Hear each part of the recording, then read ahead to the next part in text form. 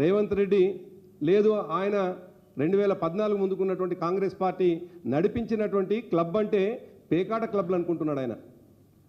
ఇండ్లల్లో వాళ్ళు నడుపుతున్నటువంటి పేకాట క్లబ్బుల్ని మేధావులు అందరూ కూర్చుంటూ మావో చెప్పినట్టుగా 100 పూలు వికసించాలి, 1000 ఆలోచనలు వర్ధిల్లాలనేదైతే మావో చెప్పినాడో, సంఘర్షించాలని మావో చెప్పినాడో ఆ పద్ధతిలో ఇవాళ ప్రతి క్లబ్ కూడా, అది పోలీస్ ఆఫీసర్స్ క్లబ్ కావచ్చు, ఆఫీసర్స్ క్లబ్ కావచ్చు, కాన్స్టిట్యూషన్ క్లబ్ కావచ్చు, అనేక మంది మరి ఒక 10 మంది కలిసేటువంటి కలయిక కలిసినటువంటి క్లబ్ని ఇవాళ పేకాడ క్లబ్ లాగా మాట్లాడి, పబ్బులాగా మాట్లాడి ఇవాళ జర్నలిస్టులని అవమానపరిచినటువంటి రేవంత్ రెడ్డి జర్నలిస్ట్ సమాజానికి క్షమాపణ చెప్పాలని చెప్పేసి డిమాండ్ చేస్తూ ఉన్నాం. అదే సోమాజిగూడ క్లబ్లో ఈ మాట్లాడుతున్నటువంటి రేవంత్ రెడ్డి సరిగ్గా ముఖ్యమంత్రి అయ్యే కంటే 20 రోజుల ముందు సోమాజిగూడ ప్రెస్ క్లబ్లో ఆయన ప్రెస్ మీట్ పెట్టినటువంటి విషయాన్ని మర్చిపోయిండు.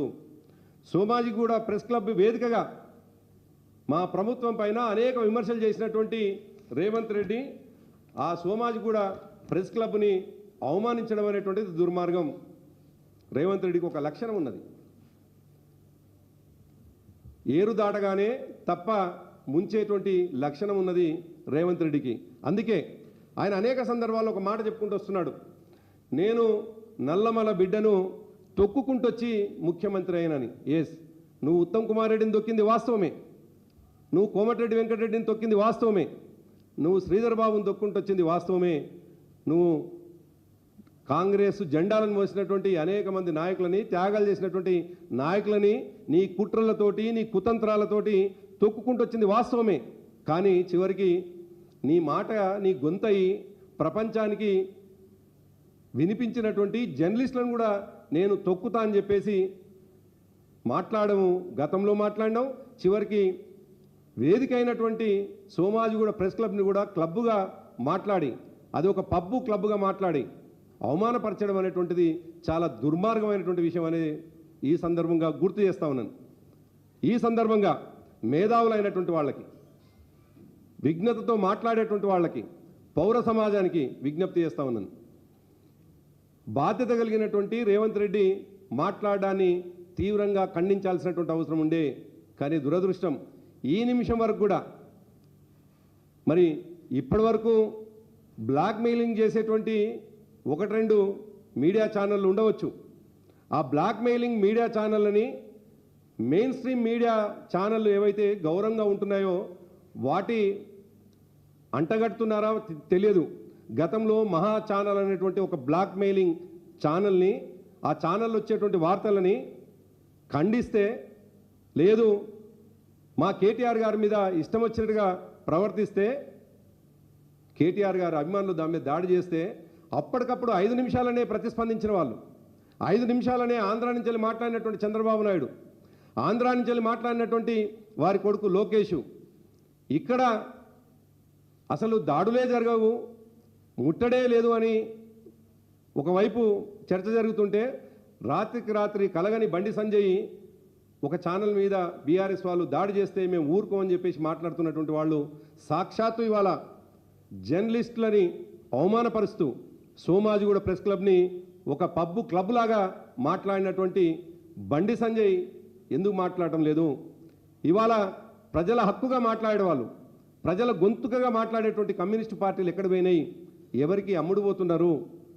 అవే కాదు, ఇవాళ జర్నలిస్ట్ సంఘం నాయకులను నేను విజ్ఞప్తి చేస్తా ఉన్నాను, ఎక్కడైతే ఏ వేదిక ద్వారా అయితే జర్నలిస్టులను అవమానిస్తూ ఉన్నాడో రేవంత్ రెడ్డి, ఎక్కడైతే ఏ వేదిక ద్వారా అయితే సోమాజిగూడ ప్రెస్ క్లబ్ని అవమానిస్తూ ఉన్నాడో అదే సమావేశంలో కూర్చున్నటువంటి కోదండరామ్ గారు ఆనందంగా మాట్లాడుతూ ఉంటే దానికి ఆనందపడుతున్నటువంటి కోదండరామ్ గారు ఇవాళ సమాజానికి సమాధానం చెప్పాలి.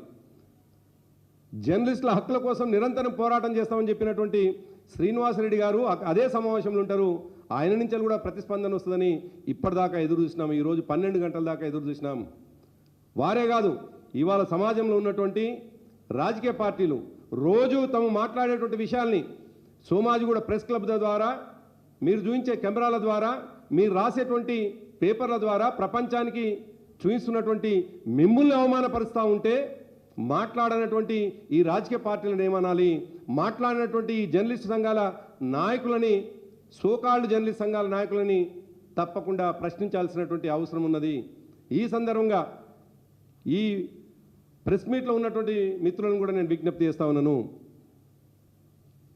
రేవంత్ రెడ్డి వాళ్ళ సమాజాన్ని అవమానపరచడే కాదు, మిగతా రాజకీయ పార్టీలను అవమానపరచడే కాదు, సాక్షాత్తు 5 సంవత్సరాలు జర్నలిస్టులని వాడుకొని సోమాజిగూడ ప్రెస్ క్లబ్ని వాడుకొని చివరికి సోమాజిగూడ ప్రెస్ క్లబ్ని క్లబ్బులు పబ్బులు అని అవమానపరిచినటువంటి విషయాన్ని ఖండించాల్సినటువంటి అవసరం ఉంది.